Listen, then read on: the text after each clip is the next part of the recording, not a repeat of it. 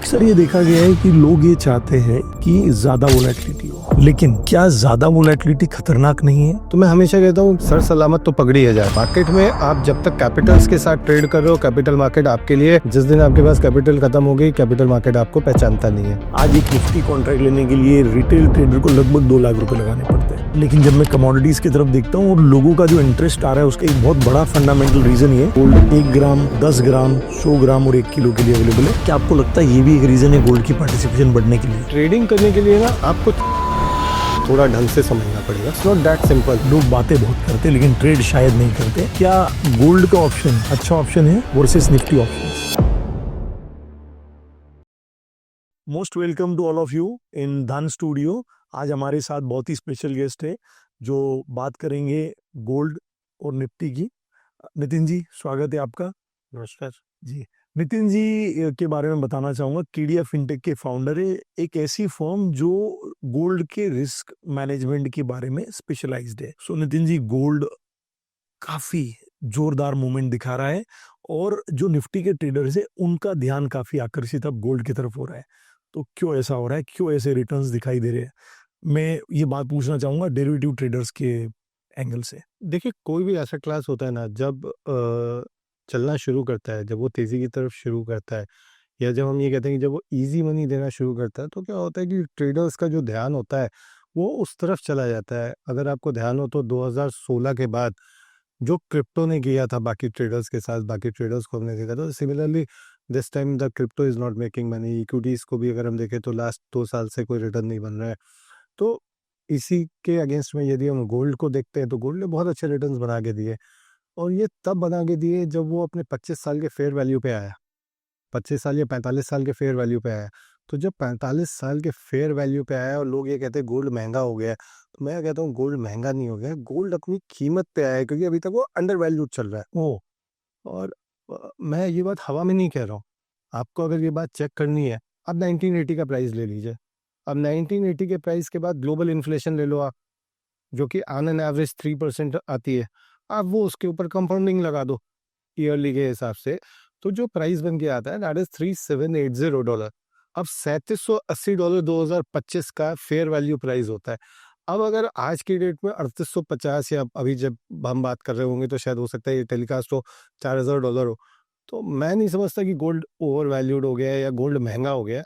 बात सिर्फ इतनी सी है कि गोल्ड अपनी वैल्यू पे आ गया है। अब जब वैल्यू पे आ गया है तो वो मूवमेंट भी वैसे ही दे रहा है, 1-2% अपसाइड, 1-2% डाउन साइड। स्वतंत्र भाई, क्या होता था, हमारी आदत रही है, हमने गोल्ड को $1800 की रेंज में देखा। $1800 जब चल रहा था, 60 रुपए यूएसडी आना था, यानी $1 मूव होता था तो $20 का मूव आता था पूरे दिन में। जो है, अगर 1 टके का मूव आया सुबह से लेकर रात तक, मतलब 22 घंटे की ट्रेडिंग में 1 टके का मूव होता था ₹18 का। अब इंडियन मार्केट में वो ट्रांसलेट होता था ₹350। ₹350 में मतलब पूरे दिन 22 घंटे तो हमारा मार्केट चलता नहीं, यानी हमारे हाथ में आते थे 200, 250, ₹150। अब उसमें क्या नहाएंगे, क्या निचोड़ेंगे, तो कुछ होनी जानी थी नहीं, तो ट्रेडर्स का इंटरेस्ट भी नहीं आता था। आज गोल्ड हो चुका है 1,17,000, 1,20,000। 1 टके का मूवमेंट होती है ₹1200 की। मैंने 1,20,000 की कॉल ऑप्शन खरीदी, सपोज लेट से मैंने प्रीमियम दे दिया ₹70,000, ₹80,000, ₹1,00,000 प्रीमियम दे दिया।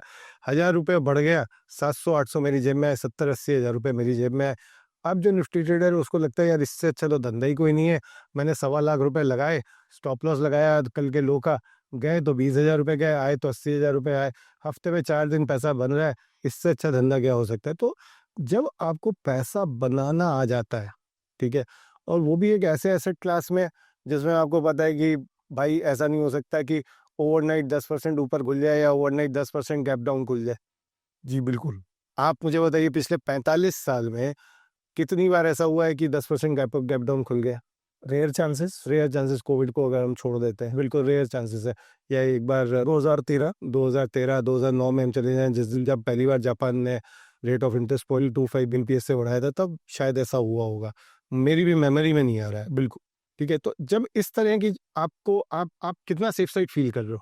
बिल्कुल, गोल्ड काफी कंफर्टेबल है ट्रेन करने के लिए। हम समझते हैं गोल्ड, देखते हैं गोल्ड। सही कह रहे हैं आप। अब आप इधर आ जाओ, ट्रंप ने टैरिफ लगाई, रात भर नींद नहीं आ रही है, कल निफ्टी क्या खुलेगी? सर, टैरिफ लगी थी शाम को 6 बजे, ठीक है, आपके हाथ पैर बंधे हुए थे क्योंकि निफ्टी उस समय ट्रेड होती नहीं है। कंप्लायंस आपको इजाज़त नहीं देती कि आप डिप निफ्टी में ट्रेड कर सको। लेकिन मेरे जैसा ट्रेडर उससे बेनिफिट उठा रहा था गोल्ड बाय करके। ओह! जी, क्योंकि मेरे पास 2 चीज़ें थी उस समय। पहला ये था कि गोल्ड इंटरनेशनल मार्केट में स्ट्रॉन्ग हो रहा है और एमसीएक्स में रुपी वीक हो रहा है। बिल्कुल। तो यानी कि यहाँ तो मतलब 4 घोड़ों पे सवार सरकार तो मेरी बननी है। यानी जी पैसा तो मेरा ही बनना है ना। जी, तो एज़ अ कमोडिटी ट्रेडर मतलब जब मैं किसी इक्विटी ट्रेडर को देख रहा था, तो मैं ये कह रहा था उसके भाई आजा यार, तू भी इस गाड़ी में सवार हो जा और पैसे बना ले। और जिन्होंने इस गाड़ी में सवार हुए, तो उन्होंने पैसे भी बनाए। और अगर मेरी निफ्टी की पोज़ीशन थी जो मुझे पता था कि कल नीचे खुल सकती है, तो उन्होंने जो समझदार ट्रेडर थे, उन्होंने शाम को 6 बजे गोल्ड बाय किया और इस तरह से उन्होंने क्या किया, अपनी निफ्टी की पोजीशन को भी बचाया। तो आई थिंक निफ्टी को और गोल्ड को अगर हम कॉम्प्लीमेंट करके चलेंगे दोनों को एक दूसरे के साथ में, तो बहुत ही सुंदर रिटर्न बनेंगे, बहुत ही ट्रेडिंग की एक सुंदर पिक्चर बनेगी। और एक परिपक्व ट्रेडर जो होता है, एक मैच्योर ट्रेडर जो होता है। और मैं आपको स्वप्निल भाई बताऊं, मैं ट्विटर देख रहा था, तो मैं देख रहा था हमारे जो 20-22 साल के बच्चे हैं, मतलब मैं हमेशा कहता हूँ कि ये आप उनसे सीखिए। मतलब there were lot of tweets that were coming कि yes I have a Nifty की मेरी जो है कॉल ऑप्शन बाय है, मैंने उसके अगेंस्ट में अभी गोल्ड का कॉल बाय कर लिया है। तो आई एम अमेज्ड और मुझे मतलब बहुत अच्छा लगता है कि जब हमारे हिंदुस्तान के बच्चे जो है इस तरह से ट्रेडिंग कर रहे हैं, तो मुझे ऐसा लगता है कि मेरी कम्युनिटी का जो भविष्य है ये बहुत सुनहरा है। जी, बहुत सही कहा आपने। रिटर्न्स तो शानदार है, लेकिन क्या आपको ऐसा नहीं लगता है गोल्ड में ट्रेड करना कॉम्प्लेक्स है वर्सेस निफ्टी या सिंपल है? देखिए कॉम्प्लेक्स तब हो सकता है जब मान लीजिए अकाउंट ओपन करना मुश्किल हो, ठीक है? या मुझे ऐप चलाना ना आता हो। अब 2018 में यूनिफाइड लाइसेंसेस आ चुके हैं, तो आपको अलग से तो कोई मार्जिन भी नहीं रखना है। आपकी जो निफ्टी के लिए आपने मार्जिन्स रखे हुए हैं, एडिशनल मार्जिन आप किसी भी समय एज़ अ डिस्क्लेमर मैं तो धन का ही ऐप यूज़ करता हूँ। तो मुझे तो वो टॉप अप फंड्स में जाता हूँ, 2 मिनट के अंदर फंड्स ऐड हो जाते हैं। यूपीआई फैसिलिटी आप लोगों ने दे रखी है, कुछ नहीं है तो आप आपके बैंक अकाउंट से भी डायरेक्ट आप उसको ट्रांसफ़र कर सकते हो। और आपके यहाँ तो एमसीएक्स गोल्ड लिखते ही सारे कॉन्ट्रैक्ट आ जाते हैं। आप 2 मिनट के अंदर बाय किया या सेल किया, जो भी आपको करना है। कुछ भी नहीं समझ में आ रहा है क्या ट्रेड करें, तो मैंने तो आपके यहाँ वो ट्रेडिंग व्यू इंटीग्रेट कर रखा है आप लोगों ने। मुझे अलग से मेरा ट्रेडिंग व्यू के सब्सक्रिप्शन के पैसे भी बच जाते हैं आपकी वजह से। तो मैंने ट्रेडिंग व्यू का चार्ट खोला, जब कुछ नहीं समझ में आया था ना स्वप्निल भाई, 14,2.5, 14,5, 14,7.5, 14,10 4 सुपर ट्रेंड लगा देता हूँ 15 मिनट के चार्ट पे। प्राइस इन चारों के ऊपर है, तेजी का ट्रेंड है। पहले करंट भाव पे बाय करो, फिर उसके नीचे वाले सुपर ट्रेंड पे, फिर उसके नीचे वाले, फिर उसके नीचे वाले, और सबसे नीचे वाले सुपर ट्रेंड पे अपना स्टॉप लॉस हो जाता है। जो एवरेज प्राइस आया है उस पे 1:1.5 का रिस्क रिवॉर्ड, 100 रुपए का अगर स्टॉप लॉस है, 150 रुपए का टारगेट। शाम को चैन की नींद सुकून के सोना है, सुबह उठना है, फिर ट्रेड करना है। क्या बात है! बहुत ही सिंपल तरीके से आपने बताया कि गोल्ड की ट्रेडिंग कॉम्प्लेक्स नहीं है, आसान ज़रूर है। तो जब एक निफ्टी ट्रेडर ट्रेड कर रहा होता है यूजुअली क्या कोई डिफरेंट स्किल्स की ज़रूरत है? मतलब हाँ या ना? क्या हमें कोई डिफरेंट स्किल्स चाहिए? देखिए ट्रेडिंग करने के लिए ना आपको चेस के गेम को थोड़ा ढंग से समझना पड़ेगा। चेस के गेम में क्या होता है, इट्स नॉट दैट सिंपल। सामने वाले ने चाल चली तो आपको उसकी अगली चाल भी एंटीसिपेट करनी होती है। जी, ठीक है। अब आप ये समझिए कि अगर आप बाय करने जा रहे हैं, that means you are a bull in the market. आप उस समय के लिए बुल है और आप चेस खेल रहे हो बियर के अगेंस्ट में। तो अगर मार्केट गिर सकता है तो क्यों गिर सकता है, किस लेवल के नीचे गिर सकता है, एटीआर कितना है, डेली वोलेटिलिटी कितनी है। तो मुझे मेरा प्लेग्राउंड क्या है अगर वो समझ में आ गया, देखिए मैं बैटिंग करने उतरा हूँ, मुझे मेरे प्लेग्राउंड की समझ है, मुझे पिच की समझ है, मुझे मौसम की समझ है, मुझे सामने वाले बॉलर्स के बारे में पता है, तो मैं बहुत अच्छा बैटिंग करूंगा। अब मुझे किसी चीज के बारे में कुछ पता ही नहीं है और मैं जा रहा था, मुझे बैट पकड़ा दिया गया और बोले जाओ खेलो। तो हो सकता है कि मैं एक मैच बहुत अच्छा खेल जाऊं, लेकिन क्या मैं बहुत अच्छा खिलाड़ी बनूंगा? नहीं बनूंगा। तो अगर मान लीजिए आप निफ्टी में जिस भी स्किल सेट के साथ ट्रेड कर रहे हैं, अगर आप टेक्निकल ट्रेडर हैं, टेक्निकल ट्रेडर का मेरा मतलब है टेक्निकल चार्ट्स के ऊपर यदि आप ट्रेड करते हैं, तो वही चार्ट्स जो हैं वो आप गोल्ड के ऊपर लगा देंगे, वही चार्ट्स आपके गोल्ड पे भी काम करते हैं। मतलब वही साथी जो निफ्टी आपको पार करवा रहा है नदी के एक छोर से दूसरे छोर तक, वही साथी आपका गोल्ड भी पार करवा देगा और जहाँ रिटर्न्स काफ़ी जोरदार आ रहे हैं, वन साइडेड जो आप देखिए महाभारत में कृष्ण भगवान सारथी थे अर्जुन के, और अर्जुन जो है महाभारत के बेस्ट योद्धा कहे जाते थे। अब कृष्ण भगवान अगर भीम के साथ होते तो भीम बेस्ट योद्धा होते, जी बिल्कुल। यदि युधिष्ठिर के साथ होते तो युधिष्ठिर होते, दुर्योधन के साथ होते तो दुर्योधन होते। तो आपके जो स्किल सेट है उसमें मैटर नहीं करता योद्धा कौन है, वो चाहे आपका निफ्टी हो, चाहे गोल्ड हो, चाहे सिल्वर हो, आपके जो स्किल सेट है वही कृष्ण है, वही आपके सारथी है, वही आपको पार कराएंगे। क्या बात है, बहुत ही सुंदर तरीके से आपने बताया। बात करते हैं मार्केट्स की तरफ। जैसे गोल्ड ने रिटर्न्स काफ़ी शानदार दिए निफ्टी के सामने, तो आज सारे लोग समझना चाहते हैं मार्केट टाइमिंग्स को लेकर आपका क्या व्यू है। मतलब काफ़ी लोग इसको दो तरीके से देखते हैं कि इक्विटी में अपॉर्चुनिटी 3:30 बजे तक है, जब तक कि लिमिटेड अपॉर्चुनिटी है, शाम को बिल्कुल रिलैक्स रह सकते हैं। और कुछ लोग अलग तरीके से, मतलब कि मैं आराम से अपना ट्रेड प्लान कर सकता हूँ। So how do you think in two ways, I will say, is it more convenient when you trade in the evening, or how it is relatable in the timing perspective? Swapnil भाई देखिए, 2028 तक whether you like it और you not like it, लेकिन यदि आप trader हो और आप निफ्टी में ट्रेड कर रहे हो या किसी भी सेगमेंट में ट्रेड कर रहे हो जो आपको शाम को ट्रेडिंग अलाउ नहीं करता है, तो आपको ट्रेडिंग बंद कर देनी चाहिए। क्या? उसका कारण ये है कि इस दुनिया में कोई ऐसा बैरोमीटर नहीं बना है जो ये जान पाए कि ट्रंप आज क्या अनाउंस करने वाले हैं। और यूएस मार्केट्स की जो टाइमिंग है वो शाम को 6 बजे हमारे इंडियन टाइम, भारतीय समय अनुसार जो है वो शुरू होती है। तो अब 6 बजे मेरे पास एक ही इंस्ट्रूमेंट है, कमोडिटी गोल्ड। जी बिल्कुल। ठीक है, या फिर मान लीजिए कभी वो कहते हैं ईरान को मैं ऑयल नहीं बेचने दूंगा, तो यानी ऑयल के स्टॉक्स बढ़ जाएंगे, तो सॉरी ऑयल आपके दाम बढ़ जाएंगे। तो ये सब ट्रेड करने के लिए या अपने आप को इक्विटी से हेज करने के लिए आपको कमोडिटीज में ट्रेड करना ही करना पड़ेगा। तो अब आप वो लग्जरी छोड़ दीजिए कि मेरे को शाम को जो है टेनिस खेलने जाना है या शाम को मुझे ये करना है, इसके लिए मैं ट्रेडिंग नहीं करूंगा। तो या तो आप 2028 तक बिल्कुल ट्रेडिंग से वनवास ले लीजिए, ठीक है। और अगर आप ट्रेडिंग में कंटिन्यू करना चाहते हो तो जब तक ट्रम्प है आपको कमोडिटी के साथ में ही आपको ट्रेड करना पड़ेगा, तभी आप अपने रिटर्न्स को मैक्सिमाइज कर पाओगे। जी बहुत बढ़िया। तो जैसे आप बता रहे हैं कि ट्रेड करना सिंपल है, आपने ये तो बता दिया कि ट्रेड करना सिंपल है, सेम मार्जिन्स के साथ ट्रेड कर सकते हैं, ये भी आपने बता दिया। शाम के जो ट्रेड्स होते हैं, मैं कमोडिटीज को लेके एक दो कॉन्सेप्ट्स मैंने काफी सुने हैं कि कमोडिटीज में शाम को ही मूवमेंट आता है तो शाम को ही ट्रेड करे। क्या अब भी वही दशा है बाजारों की, या सुबह से ट्रेड बन सकते हैं? नहीं नहीं, बिल्कुल सुबह से ट्रेड बनता है। देखिए, अब जो सबसे बड़ा मूवमेंट आता है मार्केट में वो चाइनीज़ का आता है। मॉर्निंग 6:30 AM पे चाइनीज़ मार्केट ओपन हो जाता है। और आप कभी भी बेस मेटल्स या आप प्रेशियस मेटल्स देखेंगे ना, तो आपको सुबह 6:30 बजे की टिक दिखाई दे जाती है। और मैं आपको अगर आपको 9 बजे जब इंडियन मार्केट खुलते हैं तो मैं आपको एक सिंपल स्ट्रैटेजी बता देता हूँ। 6:30 बजे का इंटरनेशनल मार्केट में आप लो देख लीजिए, अगर तब से बाजार बढ़ा है तो आप उस लो का स्टॉप लॉस लगा के आप बाय करके चलिए। आपका आधा 1% बाजार बढ़ता है, आप प्रॉफिट बुक करके निकल जाइए।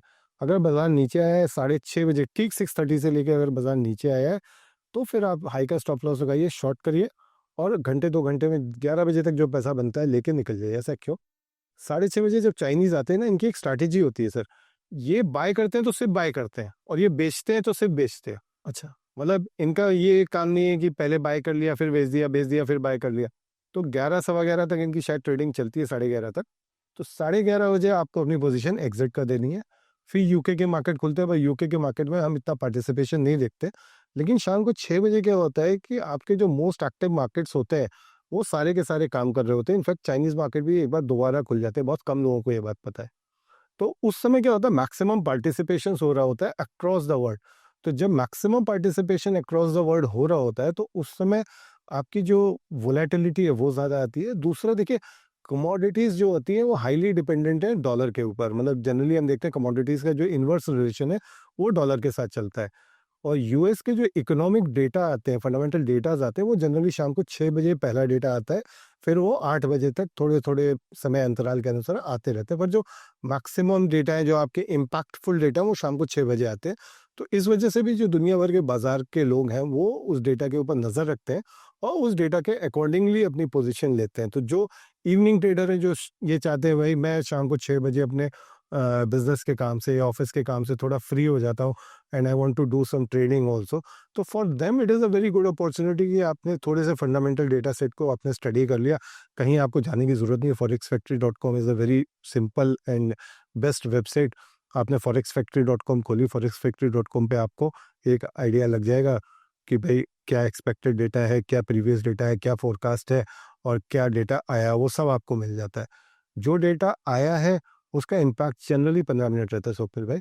तो 15 मिनट बाद हम देखते हैं कि थोड़े बहुत रिवर्सल आने लगते हैं, वहाँ पे फिर आपके चार्ट्स को आप यूज़ करके, अपनी स्किल सेट को यूज़ करके आप पैसा बना सकते हैं और घंटे 2 घंटे के अंदर अच्छा पैसा बनता है। जैसे मुझे भी एक ट्रेडर मिले थे, मुझे बहुत अच्छी लगी उनकी स्ट्रैटेजी। उनका कहना था, नितिन भाई क्या होता है कि 6 बजे जिस समय नॉन फॉर्म पेरोल डेटा आता है या इन्फ्लेशन का डेटा आता है यूएस से, उस समय जो फ़ियर होता है वो पीक पे होता है। जी, बिल्कुल। और फ़ियर जब पीक पे होता है तो ऑप्शन के प्रीमियम्स भी पीक पे हो जाते हैं, क्योंकि ऑप्शन के प्रीमियम आपको फ़ियर बताते हैं, इसके अलावा तो कुछ बताते ही नहीं है। जी, बिल्कुल। तो ही टोल्ड मी कि नितिन भाई सपोज़ मान लीजिए गोल्ड 1,20,000 चल रहा है ना, तो मैं 3% ऊपर की कॉल और 3% नीचे की पुट बेच देता हूँ और डेटा आने के आधे घंटे के अंदर मैं दोनों कवर कर लेता हूँ। 3% ऊपर की कॉल और 3% नीचे की पुट, नॉन फॉर्म पेरोल जो कि फर्स्ट फ्राइडे आता है, फर्स्ट फ्राइडे आता है। तब ये कब करना चाहिए इस टाइप का? उनका कहना है कि मैं डेटा आने के 5 मिनट पहले ये कर लेता हूँ ट्रेड एग्जीक्यूट। बोले फ़ियर जो होता है उस समय एटमोस्ट होता है और मैंने मैंने खुद भी ट्राई किया and actually it was beneficial. जी बिल्कुल, मैं यूज़र्स को मतलब सारे लोगों को बताना चाहूँगा कि धन के ऐप पर आपने तो यूज़ किया ही होगा बिल्कुल, ऑप्शन ट्रेडर जो हमारा बना है, वो बिल्कुल आपको प्री स्ट्रैटेजीज़ दे देगा जो पहले से बनी हैं। आप अपने रिस्क रिवॉर्ड को जज करके ट्रेड कर सकते हैं। अगर आपके पास कोई ट्रेंड हो, तो आप कर सकते हैं और आप अपना ट्रेड प्लान कर सकते हैं। आप मतलब सारी तरह से इन चीज़ों को देख सकते हैं। स्वप्निल भाई मैं यहाँ पे आपको एक चीज़ और बता दूँ कि मैंने कई सारे ब्रोकर्स को यूज़ किया है और मेरी शिकायत रही थी हमेशा कि कमोडिटीज़ का जो ऑप्शन का मतलब पे ऑफ चाहिए होता है हमें, वो हमें 1 या 2 ही ब्रोकर प्रोवाइड कर रहे हैं आज की डेट में। और मैं मतलब धन के प्लेटफ़ॉर्म में इसीलिए कंफर्टेबल हूँ, क्योंकि आपके यहाँ क्या होता है कि अगर मुझे मल्टी लेग स्ट्रैटेजी एग्ज़ीक्यूट करनी है ना, तो मुझे उसका ऑप्शन का पूरा पे ऑफ मिल जाता है। तो मुझे पता है कि मेरा रिस्क कहाँ से स्टार्ट हो रहा है, मुझे अगर हेज करना है, तो कौन से लेग का मुझे स्ट्राइक को लेना है, कौन से लेग का स्ट्राइक बेचना है। ये सारी चीज़ें मुझे ना बड़ी आसानी से आपके प्लेटफ़ॉर्म के ऊपर शुक्रिया। समझ में आ जाती है। जी, शुक्रिया। तो बिल्कुल, और इसीलिए तो हम कहते हैं धन मेड फॉर ट्रेड। एक जो वेक्टर में काफ़ी ट्रेडर्स की तरफ से सुनते रहता हूँ और काफ़ी लोगों से बात होती है, तो मैं समझने की कोशिश भी करता हूँ उनसे। अक्सर ये देखा गया है कि लोग ये चाहते हैं कि ज़्यादा वोलेटिलिटी हो, ताकि उन्हें ज़्यादा अपॉर्च्युनिटीज़ बने। लेकिन क्या ज़्यादा वोलेटिलिटी खतरनाक नहीं है? बिल्कुल सर, ज़्यादा वोलेटिलिटी खतरनाक है। मैं हमेशा कहता हूँ कि मार्केट के डायरेक्शन की मान लीजिए आपको नॉलेज नहीं है, वो आप उसमें गलत भी हो सकते हो, सही भी हो सकते हो। लेकिन यदि आपका रिस्क मैनेजमेंट प्रॉपर है, आपका अपना रिस्क मैनेजमेंट की आपने जो पॉलिसीज़ बनाए हुए हैं वो स्ट्रॉन्ग है, तो आप डेफ़िनेटली बाज़ार के अंदर पैसा बनाओगे। कोई आपको रोक नहीं सकता और मैं कहता हूँ अगर आपने रिस्क मैनेजमेंट आपका स्ट्रॉन्ग है तो आप लॉस करके दिखा दीजिए। तो ज़्यादा वोलेटिलिटी जो होती है दैट इज़ वेरी गुड, मतलब वोलेटिलिटी नहीं होगी तो कोई भी पैसा नहीं कमा सकता अभी। फिर तो आपके पास एक ही रास्ता है, आप कॉल पुट बेचते रहिए। एक दिन आएगा जिस दिन आप लॉस करोगे, स्टॉप लॉस लगा के चलो, उस दिन आप लॉस करोगे, उसके बाद आपको वो बंद करना पड़ेगा। लेकिन अगर आप ज़्यादा वोलेटिलिटी में काम कर रहे हो तो आपके पास पैसा बनाने के चांसेस ज़्यादा हो जाते हैं, प्रोवाइडेड अगर आप रिस्क मैनेजमेंट अपना प्रॉपर करके चल रहे हो। कैसी होनी चाहिए रिस्क मैनेजमेंट? देखिए, रिस्क मैनेजमेंट सबसे पहला पॉइंट ये होता है कि मुझे ये पता होना चाहिए कि मैं कहाँ पे खड़ा हूँ, मैं कितना लॉस बियर कर सकता हूँ। हर एक अच्छा, हर एक का एक अपना अलग कैपेसिटी होता है कि मैं 1,00,000 रुपया मैंने सपोज़ लगाया, एक एग्ज़ाम्पल देता हूँ। तो एक जनरल कन्विक्शन है कि भाई 2% से ज़्यादा एक ट्रेड में लॉस नहीं होना चाहिए। तो मैं 2,000 से ज़्यादा का लॉस नहीं कर सकता। अब ये 2,000 का लॉस जो है ना, this should be included all the cost, जिसमें ट्रांज़ैक्शन कॉस्ट भी आ जाती है। 2% से ज़्यादा लॉस नहीं होना चाहिए। एक आइडियल फिगर है कि 2% से ज़्यादा आपको किसी एक पर्टिकुलर ट्रेड के अंदर लॉस नहीं देखना चाहिए। अगर इट इज़ गोइंग बियॉन्ड 2% तो आपको उस ट्रेड से एग्ज़िट कर देना चाहिए। क्या बात है! तो जब बात कर रहे हैं गोल्ड, मतलब जैसे मैं ओवरऑल मार्जिन्स की बात भी करता हूँ, आज एक निफ्टी कॉन्ट्रैक्ट लेने के लिए रिटेल ट्रेडर को लगभग 2 लाख रुपए लगाने पड़ते हैं और अगर तो फिर उसके पास ऑप्शन एक ही बच जाता है कि ऑप्शन लेना है और वो भी बाइंग साइड लेना है। लेकिन जब मैं कमोडिटीज़ की तरफ देखता हूँ और लोगों का जो इंटरेस्ट आ रहा है उसका मेरे हिसाब से एक बहुत बड़ा फंडामेंटल रीजन ये, गोल्ड आप 1 ग्राम, जो कि मात्र 10,000 रुपया, जिसका कॉन्ट्रैक्ट वैल्यू मतलब 1,000 रुपए की मार्जिन से शुरू कर सकते हैं। गोल्ड 1 ग्राम, 10 ग्राम, 100 ग्राम और 1 किलो के लिए अवेलेबल है। हालांकि 8 ग्राम के लिए भी अवेलेबल है। तो ये काफी छोटे छोटे कॉन्ट्रैक्ट्स है, काफी कम मार्जिन में ट्रेड हो जाते हैं।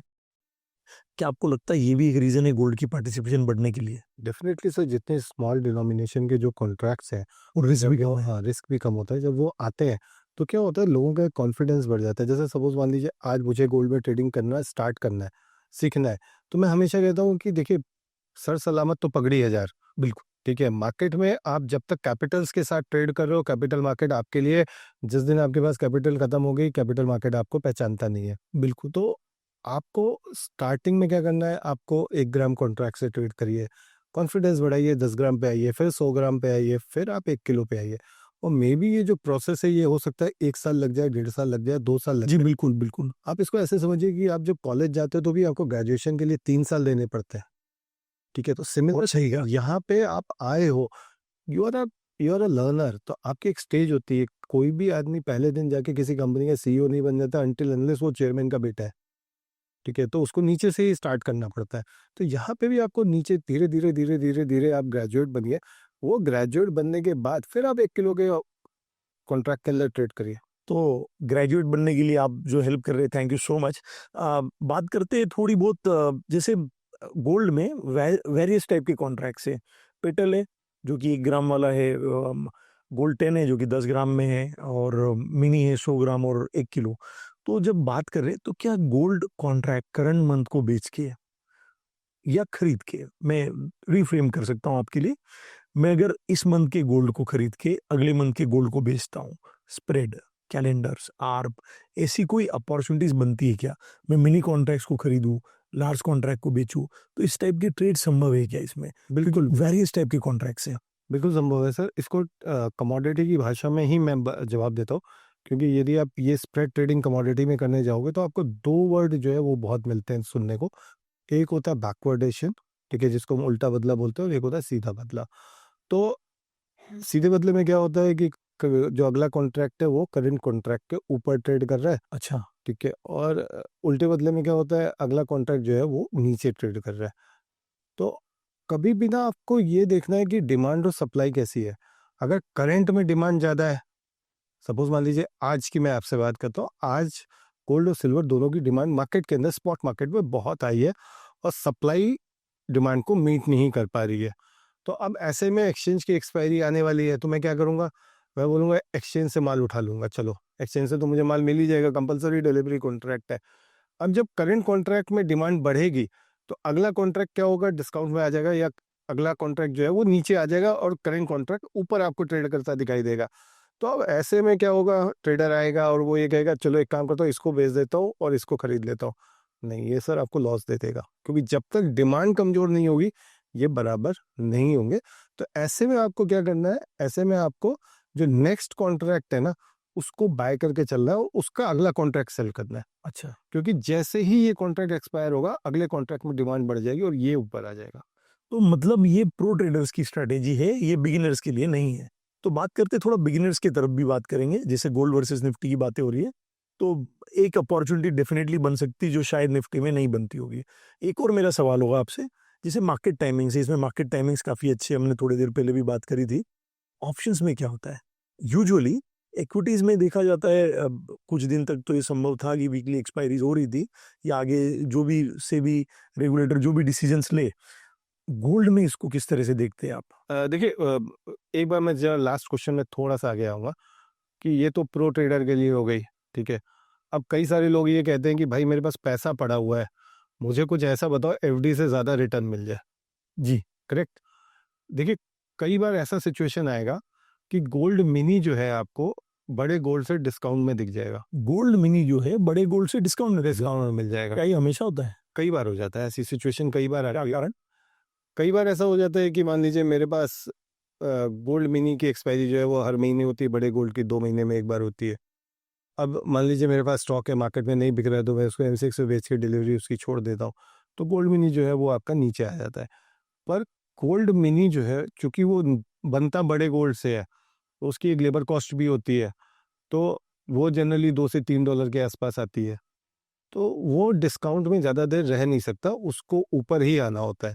तो आपको उस समय क्या करना है कि गोल्ड मिनी के 10 लॉट बाय करके एक बड़ा गोल्ड बेच देना है, और जैसे ही ये डिफरेंस बराबर होता है और गोल्ड मिनी ऊपर आता है, ये अपनी पोजीशन को आप स्क्वायर ऑफ कर दीजिए।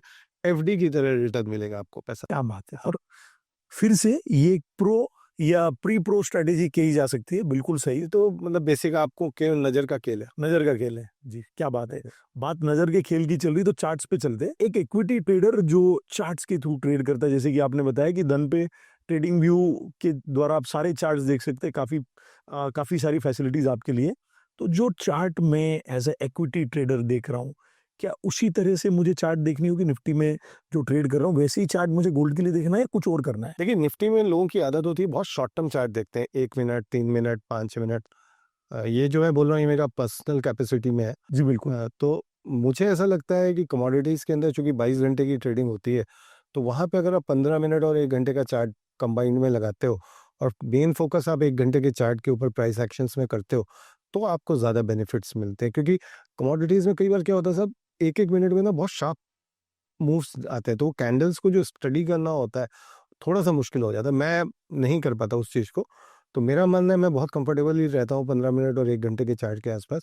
क्योंकि मान लीजिए हम कहीं भी हैं, इधर उधर भी हैं, तो मुझे पता है कि मैंने स्टॉप लॉस लगाया हुआ है, जो पोजीशन है वो किस हिसाब से बनी हुई है। तो अगर आप 15 मिनट 1 घंटे में कर रहे हो तो आपको कोई दिक्कत नहीं है। कि थोड़ा सा आप अगर लॉन्ग टर्म ट्रेडर हैं तो आप 4 आवर्स के चार्ट के ऊपर भी आप स्टडी कर सकते हो। 4 आवर्स के गोल्ड के चार्ट की एक मैं खूबी बताता हूँ आपको, और मैं चाहूँगा कि मतलब हमारे जो भी व्यूअर्स इसको देख रहे हैं वो अपना फीडबैक ज़रूर दें। जो मैंने जिगजैग इंडिकेटर के बारे में बताया था, जिगजैग इंडिकेटर को यूज़ करिए, और उसमें यदि आप हायर हाइज और लोअर लोस को कनेक्ट करते हो ना, तो आपको ऐसा लगेगा चार्ट सामने से बोल रहा है क्या होने वाला है। Higher highs lower lows. हाँ, हायर हाई एग्जैक्ट। हाँ, जिगजैग इंडिकेटर में आपने हायर हाई से हायर हाई को कनेक्ट किया, लोअर लो से लोअर लो को कनेक्ट किया, या आप लास्ट के लोस को और लास्ट के हाइस को ही आप कनेक्ट कर दीजिए, और आरएसआई का इंडिकेटर लगा दीजिए।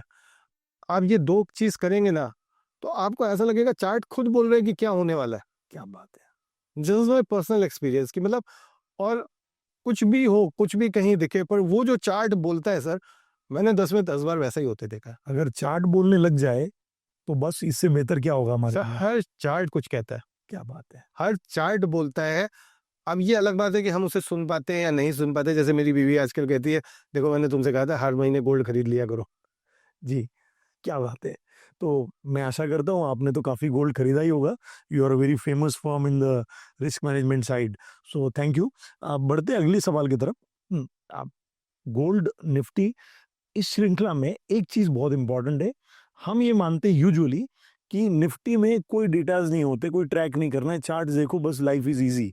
बट गोल्ड में डेटाज ये वो काफ़ी आईएनआर।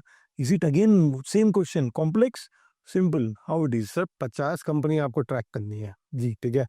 उसमें से आपको ये देखना है 3 कंपनी कल बाहर हो गई, 3 कंपनी नहीं आ गई, ठीक है।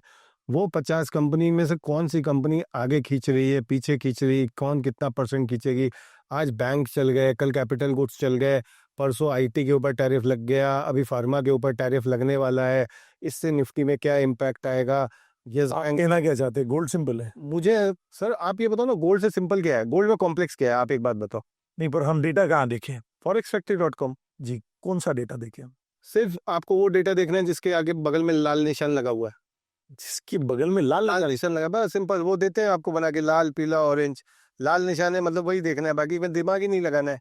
क्या बात है। और मैं कहता हूँ चलो आप डेटा भी मत मतलब देखो, ट्रैफिक सिग्नल है। ट्रैफिक सिग्नल है। आप डेटा भी मत देखो, आपसे अब अगर चार्ट के ट्रेडर हो ना, आप चार्ट देखो।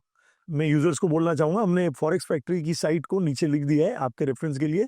जरूर, जैसे नितिन जी ने बताया, लाल पीला ऑरेंज, काफी सिंपल भाषा में इन्होंने हमें सिग्नल दे दिए कि किस डेटा को देखना है।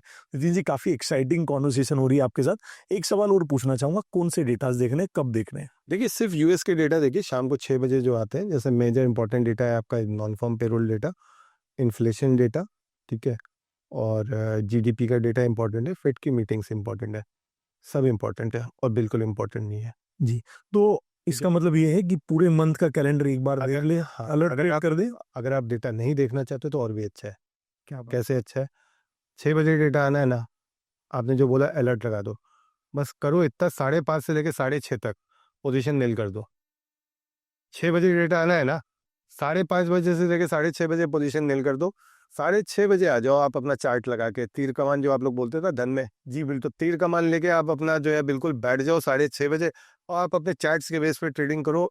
जिधर आया डेटा उधर आने दो, जैसी पिच हो वैसी पिच रहने दो, जो बॉलर है होने दो, आप युवराज सिंह बन के जाओ, 6 बॉल पे 6 छक्के मारोगे। क्या बात है। तो कमोडिटी की काफी लाइकिंग लोगों में इसलिए भी because there is a life after 3:30 usually. एक वर्किंग जो लोग होते हैं, चाहे बिजनेसमैन हो चाहे वर्किंग लोग हो, टाइम तो आप शाम को ही जुटा पाओगे, मतलब अपने काम से फ्री होके। तो शाम वाले सेशंस में उतना इंटरेस्टिंग होता है, कुछ बचा होता है, या सुबह ही सब कुछ खत्म हो जाए? नहीं नहीं, शाम को तो लाइफ दोबारा जिंदा हो जाती है। क्या बात है। तो शाम को जब लाइफ दोबारा जिंदा होती है तो 6 बजे के बाद नए आयाम देखने को मिलते हैं मार्केट में, और मार्केट का जो शबाब होता है वो अपने परवाने चढ़ता है, तो और मजा आता है। क्या बात है, क्या बात है। तो सुबह आपने जैसे थोड़ी देर पहले कहा था कि बेस मेटल्स का एक मोमेंट मिल जाता है, शाम में भी अपॉर्चुनिटीज होती है। एक छोटा सा सवाल आपके लिए, क्या गोल्ड और निफ्टी, लोग बातें बहुत करते हैं लेकिन ट्रेड शायद नहीं करते, एक दूसरे के सामने ट्रेडेबल है? क्या होने चाहिए? क्या इस तरह से मार्जिन को ब्लॉक करना चाहिए? सर आप 2028 तक तो मैंने जैसे बोला, अभी उसको ऑप्शन ही नहीं है ना। क्या? अगर आपको निफ्टी में ट्रेड करना है और आपको अपनी कैपिटल बचा के ट्रेड करना है, तो आप अगर ओवरनाइट पोजीशंस निफ्टी में लेके जाते हो, then you have to trade in gold. So trumponomics is the new economics. Trumponomics is the new goldonomics. अच्छा, trumponomics is the new goldonomics, क्या बात है। तो लेकिन हमारे पास एक और भी ऑप्शन है, ऐसा मेरा मानना है। क्या गोल्ड का ऑप्शन अच्छा ऑप्शन है वर्सेस निफ्टी ऑप्शंस? सर देखिए, मैं बोलूँगा तो लोग बोलेंगे बायस्ड है, ठीक है, पर मेरा मानना है कि किसी भी मिठाई को अगर आप खुद खाओगे, देखिए बहुत सारे फूडीज बताते हैं, फिर लोग क्या करते हैं जाके देखते हैं, फिर जो अच्छा होता है वो चल जाता है, जो नहीं अच्छा होता है वो नहीं चलता है। जी बिल्कुल। निफ्टी ऑप्शंस चलते हुए काफ़ी अर्सा हो गया, ठीक है, एट द लास्ट एनएससी को उसको वीकली ऑप्शन करना पड़ा, तब जाके लोगों के अंदर एक आया कि हाँ भाई वीकली ऑप्शंस है, पैसा बन सकता है, तब लोग आए। कमोडिटी ऑप्शंस में क्या हुआ है? कुछ भी नहीं हुआ है। आप मुझे बताइए, मार्केट मेकर्स तक नहीं है, लेकिन आज आप पार्टिसिपेशन देख लीजिए किस लेवल का, 28-27 हज़ार करोड़, 50-50 हज़ार। और ये तो ट्रेलर है, पिक्चर अभी बाकी है। तो अभी बहुत बाकी है sir. Volumes already 5 times grow हो चुके हैं M6 पर। सर अभी कुछ भी नहीं हुआ है। आप मुझे बताइए कितने परसेंट ज्वेलर काम कर रहा है गोल्ड ऑप्शंस के अंदर? बिल्कुल 10% है मेरे 6 ख्याल लाख से। ज्वेलर है, 6 लाख ज्वेलर है इस देश के अंदर, और 600 ज्वेलर नहीं काम कर रहा है। जी बिल्कुल। तो जिस समय अगर ये पार्टिसिपेशन 10% पहुंचेगा, उस समय आप सोचिए कमोडिटी ऑप्शंस कहाँ पहुंच जाएगा। क्या बात है। तो जब ऑप्शंस की बात कर रहे हैं, यूजुअली जैसे काफी कम मार्जिन में गोल्ड ट्रेड हो जाता है, गोल्ड मिनी, क्योंकि छोटा कॉन्ट्रैक्ट भी है कम मार्जिन से मुकाबले के बड़े गोल्ड के, और ऑप्शंस की प्रीमियम काफी सस्ते में, मतलब मैं देखता हूँ कि हालांकि हमारा सब्जेक्ट आज मात्र गोल्ड और निफ्टी है, लेकिन 2 मिनट के लिए यूजर्स को बताना चाहूंगा कि क्रूड और एनजी में भी ऑप्शन है, काफी कम छोटे कॉन्ट्रैक्ट्स भी है, लोग वहां भी ट्रेड कर रहे हैं। जब मैं फिर गोल्ड पर आ रहा हूँ, गोल्ड पेटल 1 ग्राम से फ्यूचर से सारी चीजें, ये जो ऑप्शन है ये मात्र 100 ग्राम और 1 kg पे है, राइट। और यूजुअली इक्विटी में लोग इसे इसलिए लाइक करते हैं क्योंकि वो उसको पसंद करते बेचना, लेकिन मार्जिन की वजह से बेच नहीं पाते हैं। काफी राइटर्स होते हैं जो मार्जिन की वजह से बेच नहीं पाते। तो क्या गोल्ड मिनी में writing opportunities, exploring the writing opportunity is the right thing to do? Sir देखिए, राइटिंग में अगर आप अपना रिस्क मैनेजमेंट को समझते हैं और आपको ये पता है कि राइट के अंदर आपके, जब आप ऑप्शन राइट कर रहे हैं तो आपके अनलिमिटेड लॉसेस हो सकते हैं, अगर आपको इस चीज़ की समझ है, तो आप ये पाएंगे कि गोल्ड ऑप्शंस के अंदर राइटिंग में ब्याज बदला ज़्यादा बनता है। जो ब्याज होता है, देखिए राइटर्स जो होते हैं वो ब्याज के लिए काम जी करते हैं, बिल्कुल। तो जो आपका ब्याज बन रहा है वो ज़्यादा बन रहा है। आज मान लीजिए आपके घर पे सब 400 ग्राम ज्वेलरी है, मैं ये कहता हूँ, ठीक है, जो आपने इन्वेस्टमेंट के लिए ले रखी है over the period of time. मैं जो यूज़ में ज्वेलरी आती है उसकी बात नहीं कर रहा हूँ। अब हर महीने आप 4% ऊपर की कॉल ऑप्शन बेच रहे हो, अगर मैं कहता हूँ 4% 5% की आपने बेची, आपको 1% ब्याज मिल रहा है, तो क्या बुरा है। अगर 12 महीने बाद किसी भी वजह से मान लीजिए वो स्ट्राइक क्रॉस हो गई, आपने वो ज्वेलरी ज्वेलरी कह रहा हूँ, आपने वो गोल्ड निकाल दिया, अब आपको गोल्ड दोबारा लेना है, नीचे की पुट बेचना चालू कर दो।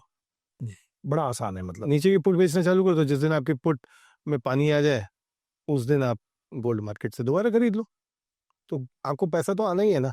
अब बहुत लोग कहते हैं सर मैं 1,15,000 में गोल्ड लेना था, छोड़िए क्या करूं। सर आप 1,15,000 का पुट ऑप्शन बेच दीजिए ना। अगर यहाँ से भी बढ़ता रहा 2% 3% नीचे का पुट ऑप्शन हर हर हर एक्सपायरी में बेचते रहिए, बढ़ता गया, तो आपको क्या है, पैसा तो मिल ही रहा है। नीचे आ गया, एक नोशनल लॉस होगा, उस लॉस को काट के आप अपना गोल्ड खरीद लीजिएगा। क्या कोई लिमिटेड लॉस वाली, जैसे राइटिंग में तो अनलिमिटेड लॉस होता है नो डाउट, लेकिन क्या बेहतर समझ के साथ कोई ऐसी ऑप्शन स्ट्रेटेजी जो है जो एक ट्रेडर एग्जीक्यूट कर सकता है? इसको मैं थोड़ा और रिफाइन करूंगा आपके लिए। यूजुअली कोई ऐसा इवेंट है जब ऑप्शन में कोई एक पर्टिकुलर टाइप की स्ट्रेटेजी लेनी चाहिए? जैसा मैंने कहा कि सपोज मान लीजिए ये नॉन फॉर्म का डेटा आने वाला है, तो आपने बटरफ्लाई स्ट्रैटेजी बना ली, ठीक है, मार्केट एकदम सपोर्ट्स के आसपास खड़ा हुआ है, जैसे 4 आवर्स के चार्ट पे मैंने कहा चार्ट खुद बोलता है, वहाँ पे आपने बेयर स्प्रेड्स बना लिए, मूविंग एवरेजेस का गोल्डन क्रॉस ओवर आया अवली चार्ट के ऊपर, वहाँ पे आप बुल स्प्रेड्स बना के आप काम कर सकते हो। जी। अब जैसे मेरी एक फेवरेट स्ट्रैटेजी है, उसमें मैं क्या करता हूँ कि अगर मेरे को बाजार तेज़ लग रहा है, तो मैंने सपोज 1,16,000 का कॉल ऑप्शन खरीद लिया, 1,20,000 का कॉल ऑप्शन बेच दिया, नीचे 1,14,000 का पुट भी बेच दिया। जी, बहुत शानदार। तो वैसे तो यूजर्स को पता ही है कि हमारे पास ऑप्शन ट्रेडर पर सारी स्ट्रैटेजीज आप बड़े डिटेल से देख सकते हैं, अपने रिस्क को एनालाइज कर सकते हैं। अगर आपके पास अपना खुद का ट्रेंड है, जैसे कि आज हमारे साथ एक्सपर्ट है नितिन जी, उन्होंने एक ट्रेंड आपको गाइड कर सकते हैं। उसी तरह से अगर आपके पास कोई एक्सपर्ट एडवाइस है और आप अपना ट्रेंड वहाँ पे मेंशन करते हैं, तो आपके रिस्क एपेटाइट के हिसाब से स्ट्रैटेजी आपके सामने तैयार होती है और आप पे ऑफ देख के बिल्कुल ट्रेड कर सकते हैं। एक सवाल और आपके लिए, जिस तरह आपने बताया कि हमने बातें तो सारी कर ली लगभग, मार्जिन्स कैसे होते हैं, ट्रेड कैसे होनी चाहिए, क्या ट्रैक करना चाहिए और क्या होना चाहिए, क्या है नितिन केडिया की सक्सेस का राज? कैसे करते हैं ट्रेड एक प्रो ट्रेडर कमोडिटीज में? सर सक्सेस तो नहीं कहूँगा कि अभी मिल गई है, बिकॉज पता नहीं क्या आदत है कि हर दिन कुछ नया ढूंढते हैं, लेकिन मुझे लगता है कि जिस तरह से नए नए टूल्स आते हैं मार्केट में, तो हमको ना उसके ऊपर ध्यान देना चाहिए। और ट्रेडिंग का आपका जो कैपिटल है ना, उसका आपको कुछ परसेंटेज 2 से 5% सेल्फ डेवलपमेंट पे भी आपको लगाना चाहिए। नए टूल्स का आप रिसर्च के ऊपर आप कर सकते हैं। हमने अभी एआई के ऊपर अपना मॉडल बना लिया है। अब जी। एआई के मॉडल में जब हम बने हैं, तो हम पहले मॉडल के अंदर हमने ये कर दिया है कि अब हमको ट्रेड गाइडेंस आने लग गई है। अब पहले ये भी बड़ा मुश्किल लग रहा था, अब ये हो गया है, तो अब ये लग रहा है कि नहीं यार, अब इसको ना हमें धन के वेबहुक के साथ कनेक्ट करना है और ऑटोमेट ट्रेडिंग करनी है, तो जो लीकेजेस हैं वो पता चलेंगे। फिर उसके आगे के भी हमारे प्लान्स हैं। तो मुझे लगता है कि डेली ना, सबसे पहले तो मार्केट स्टडी करने की हमको आदत डालनी चाहिए। घंटा, 2 घंटा, 3 घंटा जो है मार्केट स्टडी करना चाहिए। अगर 2 से 3 घंटा आप स्टडी कर रहे हो, प्री मार्केट स्टडी और post market study, that is very important. और ये दोनों चीज़ें आप कर रहे हो, तो आपको कहीं कोई दिक्कत नहीं है। ट्रेड लेने के पहले मुझे पता होना चाहिए ट्रेड मैं क्यों ले रहा हूँ। देखिए, ट्रेड आपने ले ली, फिर वो प्रॉफिट भी हो सकता है, लॉस भी हो सकता है, ठीक है? ट्रेड के साथ आपको शादी नहीं करनी है। गलत हो गया है, तुरंत आप एग्ज़िट करिए जी बिल्कुल और बिल्कुल। बाहर निकल जाइए, कोई दिक्कत नहीं है। जी बिल्कुल। और कोशिश करिए कि आत्मनिर्भर ट्रेडर बने। ट्रेडिंग में आत्मनिर्भरता जो है बहुत ज़रूरी है। किसी ने बोल दिया क्या तेज़ी है, क्या मंदी है, हम भी टीवी पे कई बार जाते हैं, चैनल्स में जाते हैं, तो अपनी जो राय होती है वो देते हैं। तो जो भी आप सुन रहे हैं, हमसे भी सुन रहे हैं, किसी से भी सुन रहे हैं, सुनिए सबसे। पर जब तक आपके अपने पैरामीटर्स उस ट्रेड के ऊपर नहीं बैठते, तब तक हमें उस ट्रेड में आगे नहीं बढ़ना चाहिए। और जो मैं ये कहना चाहूँगा कि जो हमारी जेन ज़ी है आज की डेट में, 20 से 25 साल के जो युवा हैं, वो इस तरह का जो ट्रेड पैटर्न कर रहे हैं, जिसमें वो सुनते सबकी हैं, लेकिन ट्रेड वो अपने हिसाब से जी करते हैं, बिल्कुल बिल्कुल। अपने पैरामीटर्स पे करते हैं। तो आई थिंक ये वो चीज़ है जहाँ पे हम लोगों को उनसे सीखना चाहिए। जी बहुत बढ़िया। तो मतलब मैं इस बात को डिकोड ऐसे करना चाहूंगा कि नितिन केडिया के सक्सेस के दो राज हैं, एक है रिस्क मैनेजमेंट और दूसरा है नॉलेज। तो रिस्क मैनेजमेंट आपको डेली करनी है और नॉलेज भी आपको डेली लेनी है। काफी शानदार रहा ये कॉन्वर्सेशन आपके साथ कि कैसे एक निफ्टी ट्रेडर गोल्ड ट्रेडर के लिए, या मैं ये कहना चाहूंगा कि आज जो आपने बताया है ये बिल्कुल कुछ ऐसे सीक्रेट्स है जो निफ्टी ट्रेडर सीख के बड़ी आसानी से गोल्ड में ट्रेड कर सकते हैं और शानदार रिटर्न्स पा सकते हैं। कुछ दिन पहले आपने एक बार कहीं शो पर कहा था, मैं सुन भी रहा था, 25 साल बेमिसाल। तो बहुत बहुत शुक्रिया, ये 25 साल बेमिसाल वाली स्टोरी जो आपने डिकोड करी आज हमारे यूजर्स के लिए, it was very beneficial. Thank you so much Nitin ji for coming on the show and helping everyone for knowing how to trade in gold.